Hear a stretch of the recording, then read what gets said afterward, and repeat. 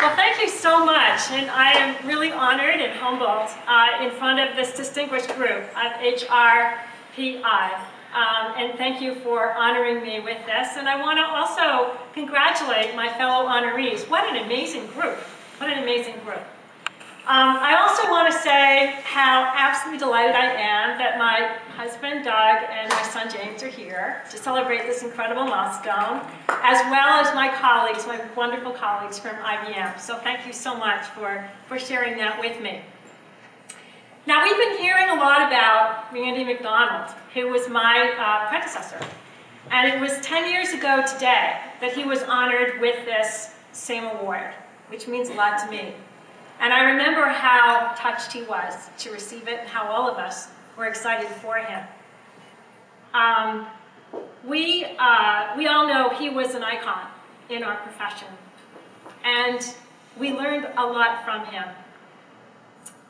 When he wasn't scaring the daylights out of us, he did teach us something really important.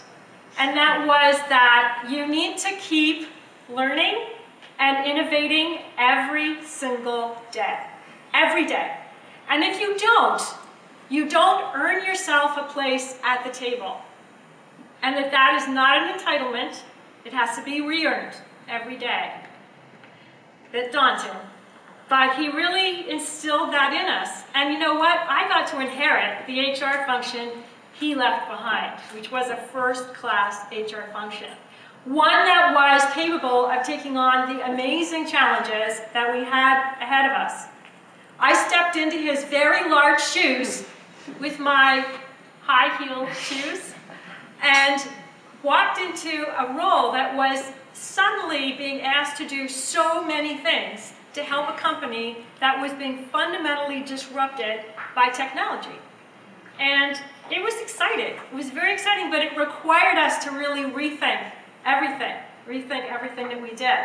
And so for me, to be able to have an HR function that believed in innovation, knew how to innovate, and was top caliber, really made it possible for me to have this award. So I want to say thank you to my IBM colleagues for that.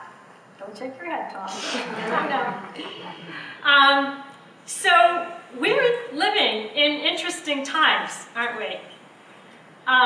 We're at the cusp of a seismic change in technology. It's disrupting business models all around us. We're living through #MeToo, Black Lives Matter. So many societal and business shifts are going on.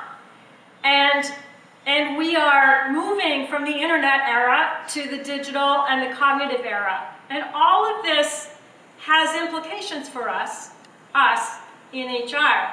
I was lucky at the beginning, the dawn of the internet era, to be actually studying at MIT at the Lab for Computer Science, and so I got an early peek at what the internet era was going to be like.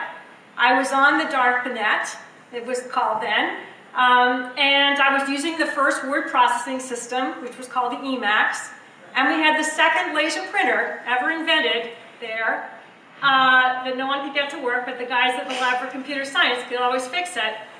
And I got to see, in 1983, my lab mate getting fired on email by his boss in the room next door, okay?